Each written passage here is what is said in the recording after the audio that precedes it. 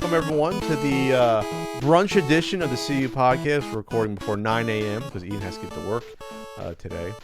It's Tuesday, May 14th, post-Pat birthday, 2019. That's Ian Ferguson. I'm Pat Contry. What are we talking about?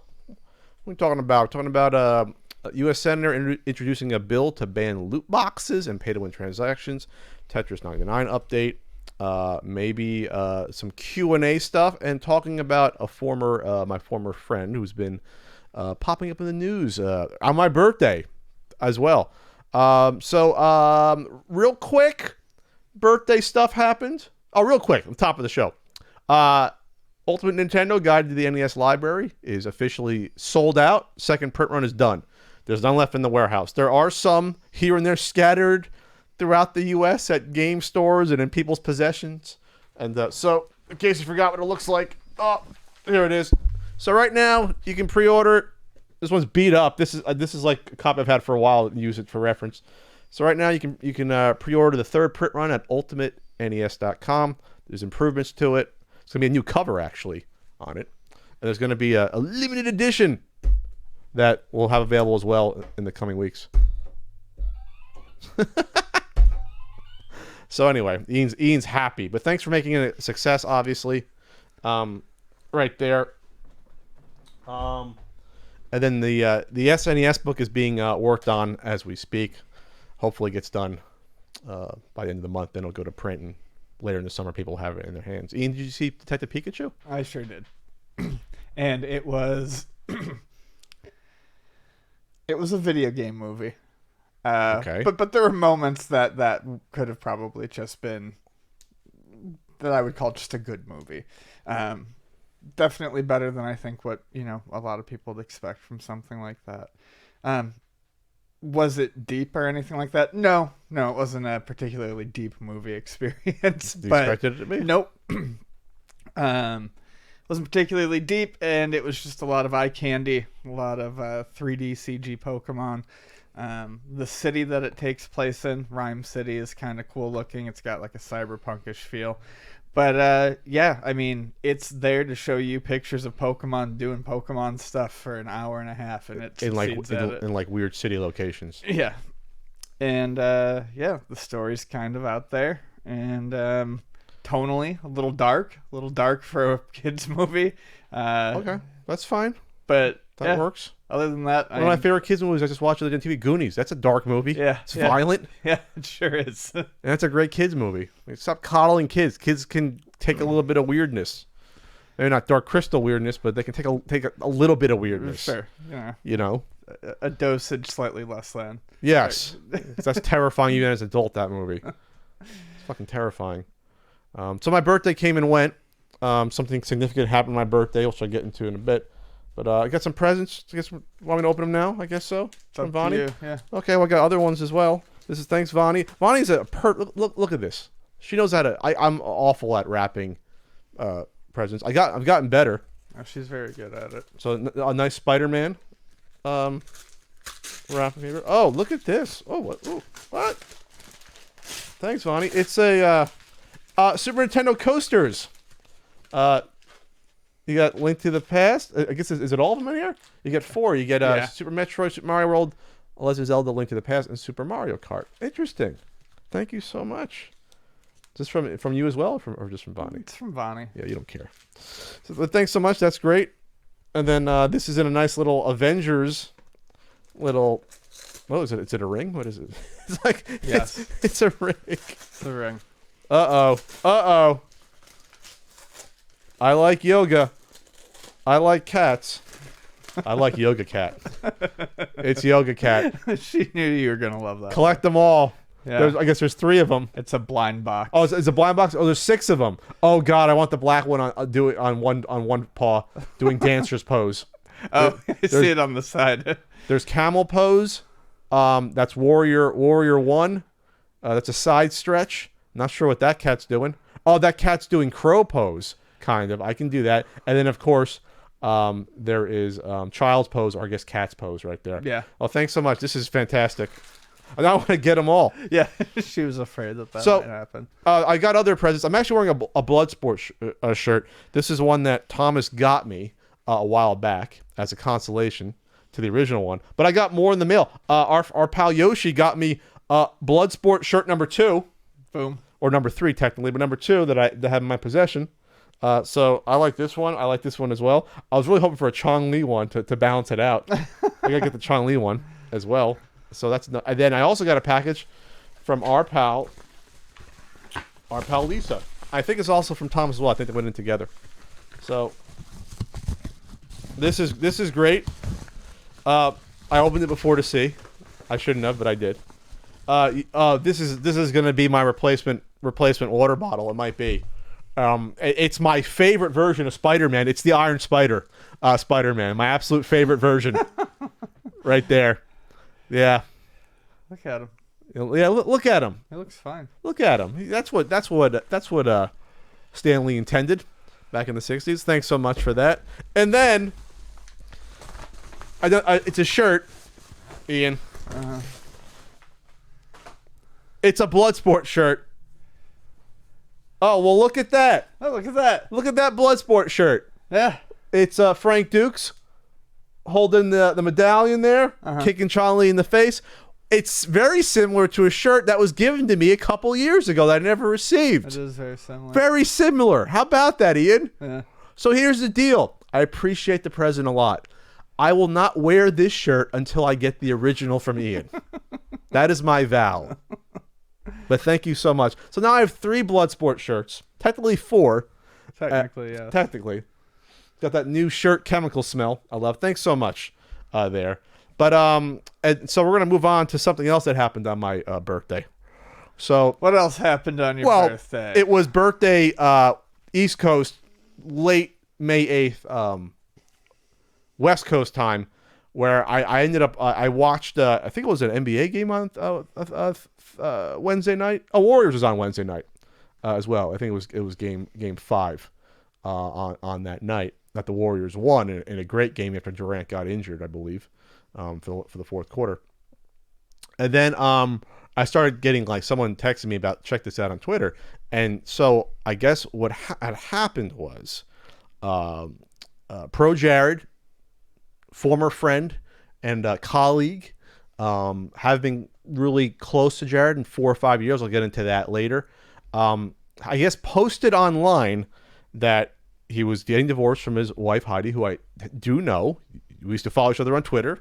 Used to hang out a little bit at conventions. You see our conventions. And then Heidi responded after that announcement from Jared, basically saying, I don't know what's going on because Jared blocked me, but my husband has been, in a nice way, I'll say, having sex with someone. I won't say her name, but it's out there. Fine, whatever. Holly Conrad, who's a influencer and streamer and used to be married to one of the Game Grumps folks, Ross. So this blew up. It was, huge drama. It was shocking to a lot of people and how it unfolded. And this was late on May 8th, early May 9th, that Heidi went on a Twitter firestorm and laid it all out, her relationship with Jared and how it fell apart. She had receipts about the infidelity and more. And it was, at the time, something that, when you see something that happened to the people it's kind of like surreal. And then it's salacious, obviously. People get into it. And then it sort of developed and took on life of its own. So the infidelity part, I think, was shocking to a lot of people. But then in the midst of all that, she happened to start mentioning things like Jared having a Tumblr blog. I don't know anything about Tumblr. Is it a blog? Technically, you just post stuff. Yeah.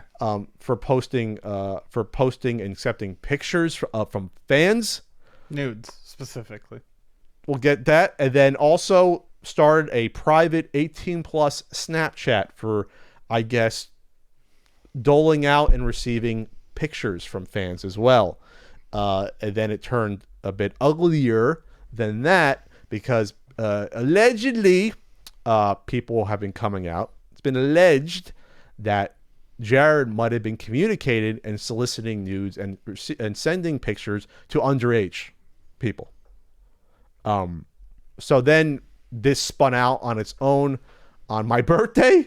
My birthday was me trying to do a little bit of writing, and then texting and receiving and taking phone calls from people, and people that, mutual people, and saying like, what the fuck's going on? People saying, well, one person basically saying, I'm shocked but not surprised by some of this. So it's been real trippy. It's blown up. PewDiePie talked about it. It's been mainstream news websites, because just Jared is someone that had over 1 million subscribers on YouTube. Now he hasn't, I don't think, been posting to YouTube as much, but he's still someone that's known. He's a known quantity. He was part of Normal Boost, so they thankfully kicked him off quickly on my birthday after they found out what the fuck was going on. So looking back on my relationship with Jared, and I wanted to talk about this because this isn't the 50 drama YouTubers talking about it, or people that the only way they get any views is to make sure you got to talk about the story and just repeat it. I've known Jared for 10 years. I met him in late 2009. We started talking early 2010.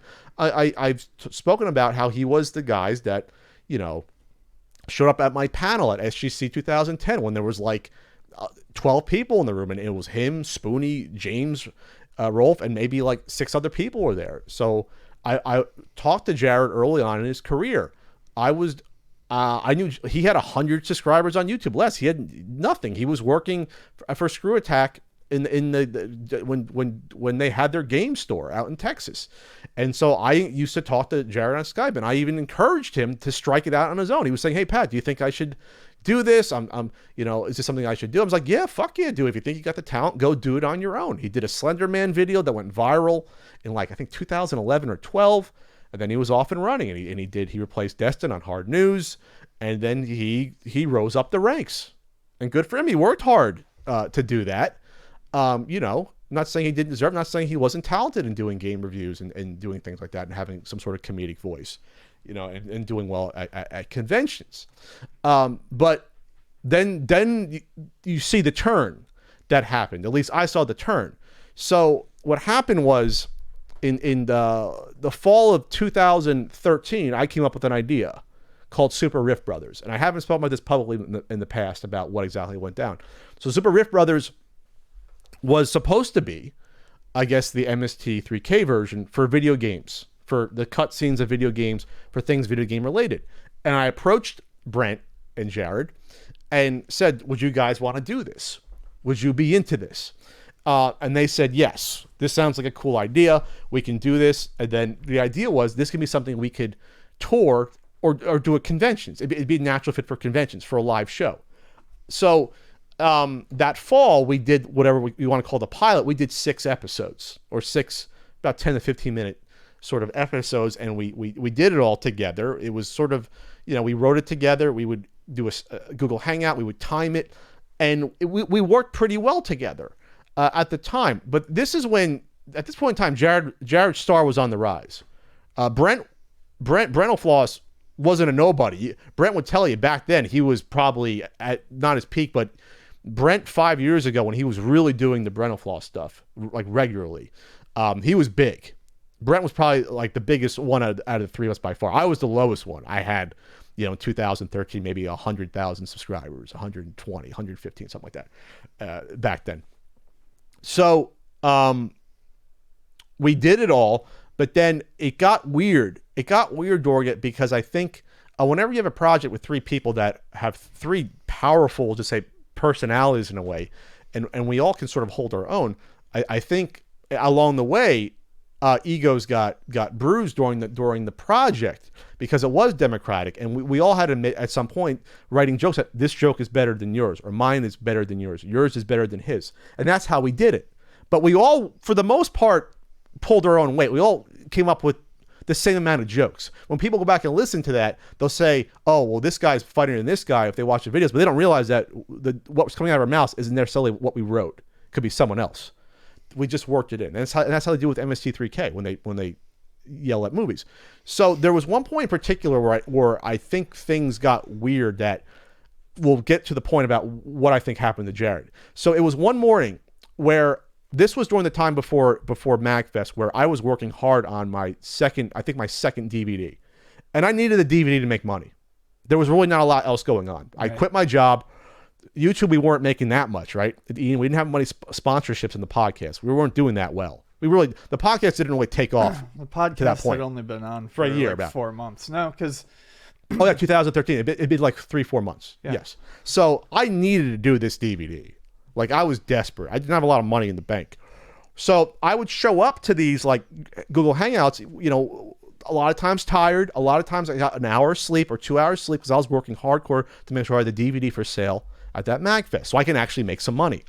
So we got into one of our sessions going over a video, and there was a point where Jared and I had almost the precisely same joke we thought of for a setup from something we saw in one of these videos. It might have been the one for we did the fucking Warhawks PS1 cutscene. Could have been that one.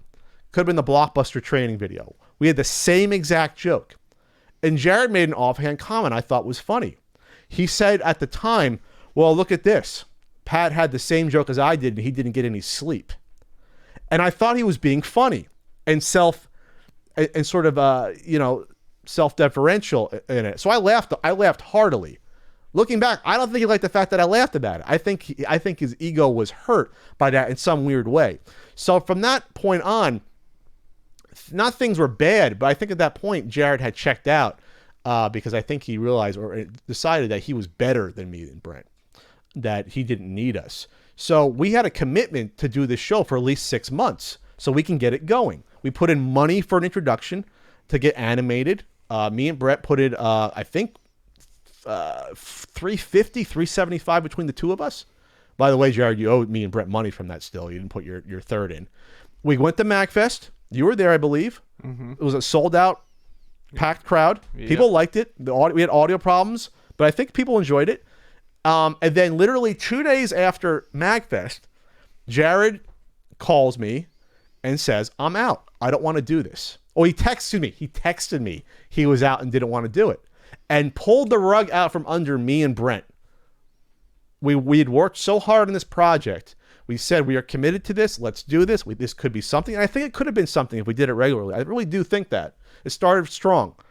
And so me and Brent scrambled to find a replacement. And we're like, you know what? Fuck it. This isn't worth it. And at that point on, Jared's relationship with me, and probably Brent, I don't want to speak for him, it sort of dissipated, and I didn't talk to Jared as much anymore because I think he saw himself going up, up, up, up, and Brent and Pat weren't going to help his career. And that's pretty much how it stood with me and Jared after that point, after like I'd say mid-2014 and 2014, where, no more chats, no more checking in with each other. You see each other at a convention, you might say hi to each other, but that's it. You're gone. So that's how I knew Jared's development to be as a person, because I saw it from when he wasn't really a content producer at all up to him starting to get big. I saw the change in him, or maybe that's all how he always was, where he just forgot about the friends he knew because, well, I'm bigger than you now, guys, so why would I talk to you?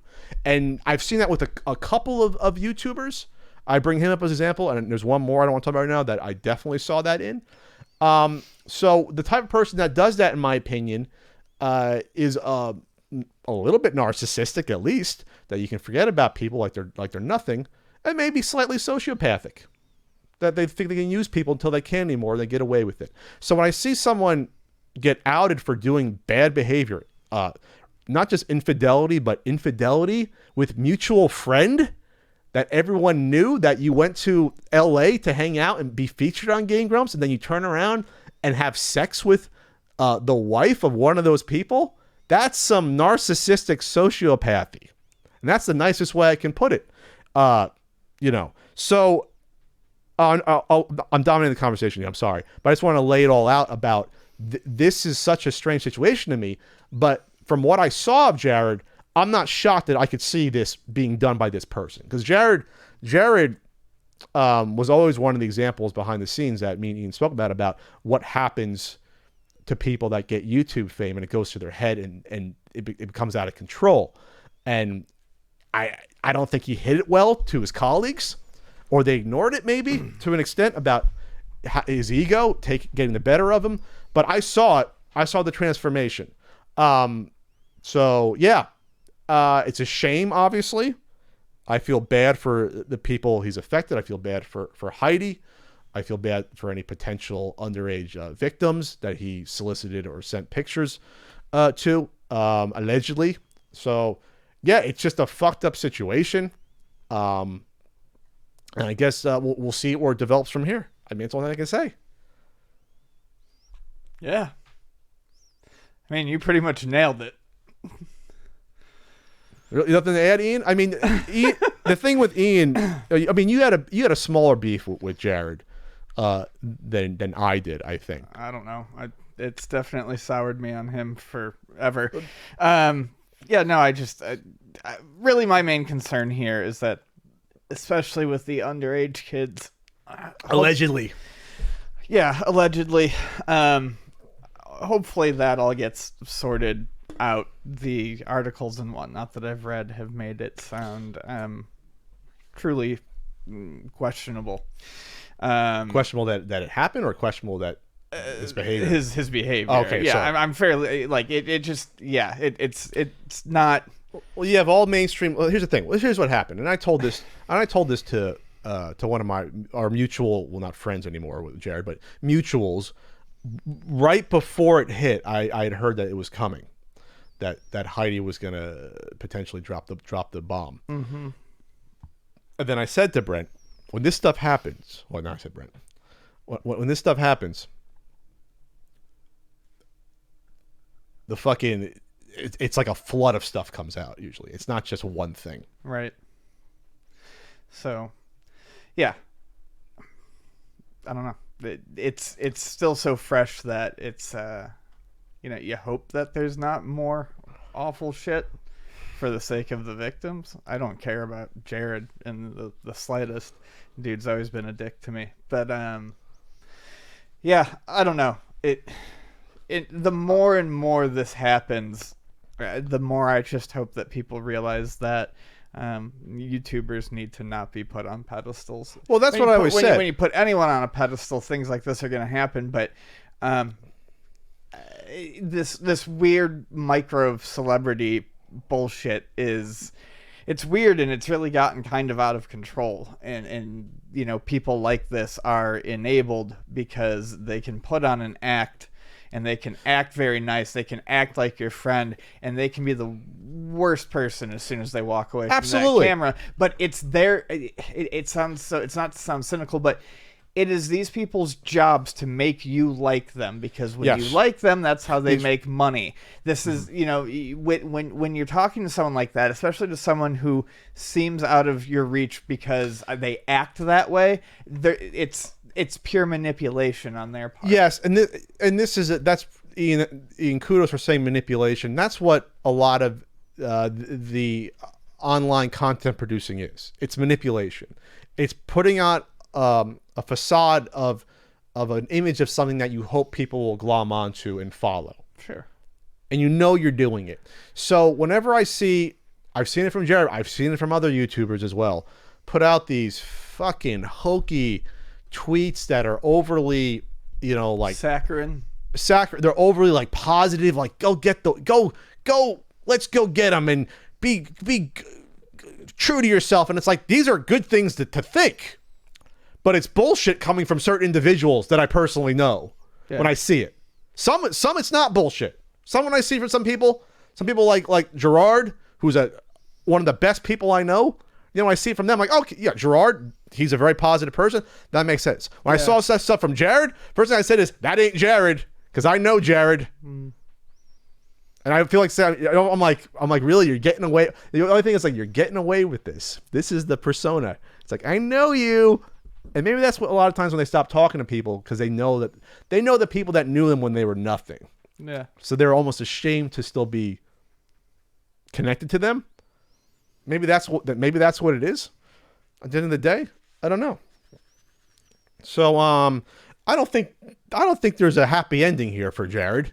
PewDiePie made fun of him. He's an internet meme now. My fucking mom on the Mother's Day phone call, I tweeted. I only saw that tweet. My mom found out about this, and then someone else tweeted that their mom knew about this. This is getting around this sort of thing. I think this has hit home with a lot of people because of precisely what you just talked about presenting, the image, and people are starting to realize, yeah, this is a thing now. There was another YouTuber just got put away for 10 years for child porn. Yeah, I told you about him last week. Yeah. Austin Jones or something. So, I mean, what happens is you have these younger people. I'm an old man. It's funny now we get called boomers when people disagree with us. That's a thing. When you have these kids come up, or young adults, they start doing this stuff in their teenagers, early 20s. Hell, you want to say they start in their mid-20s. They don't have perspective a lot of times about what's happening, I think, or what exactly they're becoming, maybe. It sort of gets all wrapped up, the persona with the performance versus what their personality is, and they forget. The lines blur. This isn't like an acting job being a YouTuber. Because when you act, people know that, okay, you're playing a part, then it ends. It's over. It's done. When you're a YouTuber putting out constant videos, constantly streaming, I know it's very, very... Constantly updating. I know it's very... Social media. Very tiring to hear me talk. But when you're constantly doing that, it's like you're acting at a role every day of your life. Yeah, it starts to bleed from one into the next. And that's why some people get burnt out just from constantly doing it. That's why some people, like certain pals of mine, are trying to get off of YouTube and stop it. I've done it to an extent. I don't consider this podcast a YouTube thing, really, even though it's on YouTube. Does that make sense? It's not like a traditional YouTube thing. Sure. It's audio first for me. It's more of like a radio show. But that's why a lot of people are like, this is bullshit. I want to get out. And that's even before even the algorithm shit changing or anything else.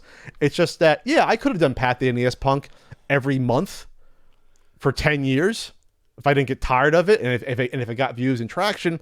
But that's not what you want to be identified with, I think, at least for me, after 10 years. And other YouTubers are saying the same thing. Other friends are like, I don't want to be identified for just this shit after 10 years. I want to do other things. People evolve. People grow. But sometimes, like I said, the persona becomes the product, becomes the personality. And that's exactly what happened with ProJared. The three intertwined, if that makes sense. Persona, personality, and the public image all became like the same. And that's weird and dangerous. And I'm not saying that's why all this bad stuff happened.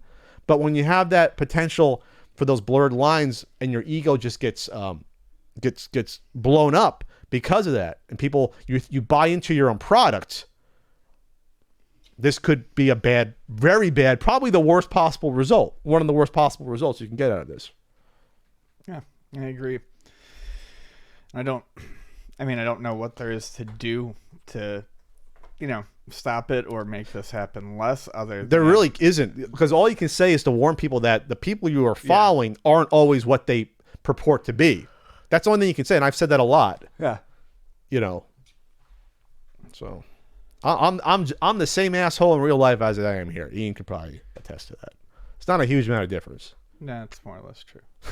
And that's why people like us, I think. We know how big our egos are.